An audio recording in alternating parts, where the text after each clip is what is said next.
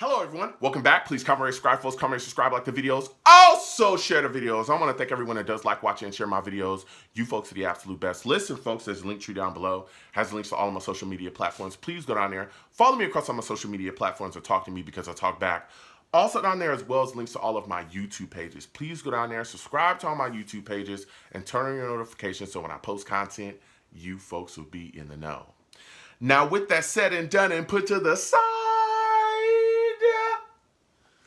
I've come to talk to you folks today about the New York Jets taking a tough loss, such a tough loss to the Minnesota Vikings. Oh man, oh man. This was tough. This was a very tough loss by the Jets. We fought hard, we played well, but we just didn't do enough to get the job done. But this was a valiant effort. And I am very, very proud of this New York Jets football team for the way that we just fought out here. And we played hard. We played our hearts out, man. But we just didn't do enough, all right? Now, to start it all off, Mike White, I thought, played very well today, all right? Mike White, 31 of 57, 369 yards throwing the football. He had 2 interceptions, and I'll talk about those in a second. But he also had 1 big rushing touchdown for the New York Jets as well. Now, the 1 interception he had was to start the game. It wasn't his fault. It really, he was trying to find the guy. The ball ends up getting tipped up, and it ends up getting picked off. So that was kind of a rough start. But the Jets really, were able to put some drives together. But the biggest issue in this game was the Jets had issues punching the ball in for touchdowns. And we know, the Vikings don't have necessarily the best defense in the league, right? But this offense is pretty good. And if you want to beat these big boy teams that find ways to win, you have to get into the end zone consistently with them. And we didn't do that today. I'm going to talk about that as well. Now, early, the refs were terrible in this game. I'm just keeping it real. I'm just keeping it all the way real with you. There were some calls against the Jets that the refs were making where I was just like, what in the world is going on, okay?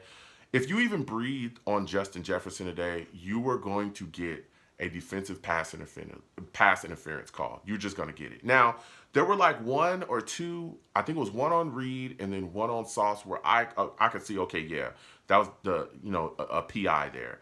But everything else, it was like, come on, man. This guy's just getting away with anything. And we saw them consistently give the Vikings calls, which led to the Vikings marching down the field and getting scores, all right? I mean, Kirk Cousins wasn't amazing. He was 21 of 35 on the day, 173 yards. He also had 1 touchdown. But we saw their drives get extended due to the New York Jets penalties. The refs even gave an unnecessary roughness call to Whitehead, which was unbelievable. Whitehead literally put his shoulder into a guy to try to make a tackle, and they said he was headhunting and gave him an unnecessary roughness call. I mean, it was mind-blowing. But we saw, Dalvin Cook punched 1 in for a touchdown. He had 20 carries, 86 yards, 1 touchdown. We also saw them give the ball to Madison as well for a touchdown. He had 3 carries, 14 yards, and a touchdown. So at one point, the game is 17-3 for the New York Jets. 17-3. All right, we're down. Then they hit a field goal, which made the game 20-3. So it's like a lot of people were really thinking that the Jets were done.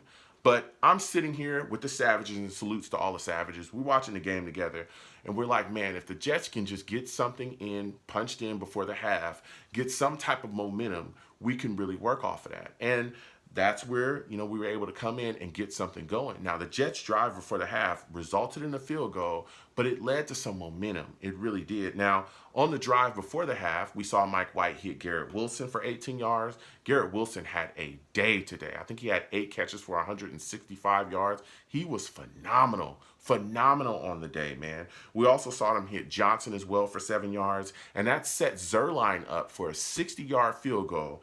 That boy Zerline was big on the day as well. He hit a ton of field goals for us. He hit a 60-yard field goal before the half. And let me tell you something. That ball, when he kicked it and it went through the uprights, it looked like he could have kicked that from 66 yards and it would have still been good. It was crazy. So that gave us some momentum. Yes, it was 20-6, but it was like, yo, we got to score. We got on the board. And again, the offense looked great. And I think a big reason why our offense looked good before the half as well was that we picked up the tempo. I felt like Mike LaFleur was calling a very conservative game up until before the half on that drive. And we'll also continue to talk about Mike LaFleur and his play calling in this game because I don't think it was very good, particularly in the red zone. Our red zone offense today killed us. That's the red zone play calling is what killed us. So we come out after the half, all right? And the Jets are able to get some things rolling, but we can't punch it in. We're just finishing with field goals. The New York Jets were in the red zone 3 times in the second half, 3 times. And each one of those times, we came away with field goals. Each one of those times, which then put the score 15-20. And again, a lot of the issues was our red zone play calling.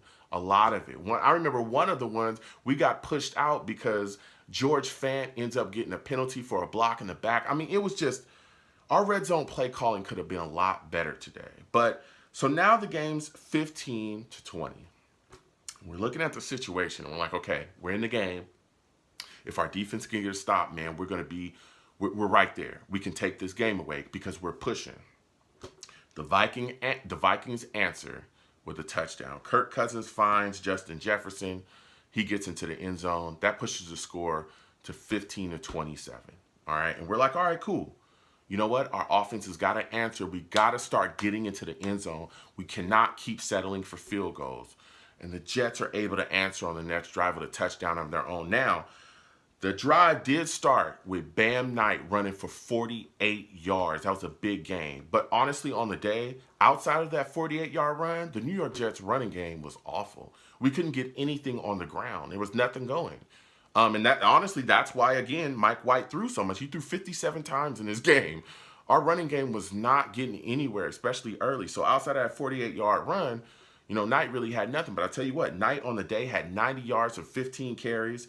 Then we also saw a PI call called against the defender that was trying to cover Garrett Wilson, which was huge. Bro, Garrett Wilson had been getting held all game long by the Vikings defense, and nobody was calling nothing. And then the ref finally calls that. So with that defensive PI call on the Vikings, that put us on a Minnesota 3. All right. Mike White comes out. They try a quarterback sneak. It doesn't go. He tries it again. He's able to run, get into the end zone. And the play was challenged because originally they said it wasn't a touchdown. But, Mike White, with the help of other Jets as well, pushing him forward, is able to get into the end zone, cross the plane. That's huge. That puts the game 22-27. 22-27. And now we're looking at the Jets defense and we're saying, bruh, if y'all can just get a stop, we white hot right now. We got the momentum. Everything's feeling like it's going our way. And the Jets defense did just that. The Jets defense came out. They played extremely well. We saw Quinnen Williams. Man, this dude is phenomenal. He had sack in this game. I think he has 8 sacks at this point. If I'm correct, I think he still leads all interior defensive linemen in sacks this season so far. Quinnen Williams played unbelievable in this football game. You want to talk about a difference maker, a guy that was dominant. Today, the impact player was Quinnen Williams. So Q actually went down on this drive. He got hurt, got his shoulder jacked up, trying to make a play. He actually tackled the back that had the football, but then immediately had to get up and get out of the game. Now, from rumors that are swirling, I don't know if this has been confirmed yet, but from what we've heard, rumors are swirling, that what happened during that play was his shoulder got dislocated. They took him to the sidelines and popped his shoulder back into place. And what's crazy is, as we were watching the game together, we saw he was back sitting on the bench laughing. So that rumor could absolutely be true, but from what we're hearing, the guy got his shoulder popped back into place and was ready to go back out there. Man, that man is a warrior, okay? Now, also on that drive as well to end it, we saw Quincy Williams blast TJ Hockenson when he was trying to make a catch and get upfield to try to grab a first down. So that stopped the Vikings drive right there. So the Vikings punt, and now we're sitting here and we're like, okay, Jets getting the ball back. Mike White putting a drive together down the field, gets rolling. All right, gets rolling. He's finding guys. Things is working. We're making our way down the field. 3rd and 10, Mike White takes a shot. Okay, he takes a shot. Boom, gets blasted. We see he's writhing in pain, rolling around. And we're like, uh-oh, like he's jacked up. Boy, he pops up. You can see he's still in pain. He's trying to work it out. He gets into that huddle, gets back under center, drops back on 4th and 10, and finds Corey Davis for 31 yards. That's a thing of legend, man. That's guts right there. That's moxie. Okay? We can clearly see you just got smoked, but it don't matter. I'm gonna put the team on my shoulders and I'm gonna keep rolling. That's just guts. Just guts right there, man. That's all that is. Effort, guts, and being a man. I'm gonna move forward. I don't care what's happened. I'm gonna continue to try to put my team in the best position to win this football game. The Jets continued to drive, and then eventually they get to the Minnesota one. All right. Now we're sitting here. Minnesota won, and this is where it falls apart because the red zone play calling took it away.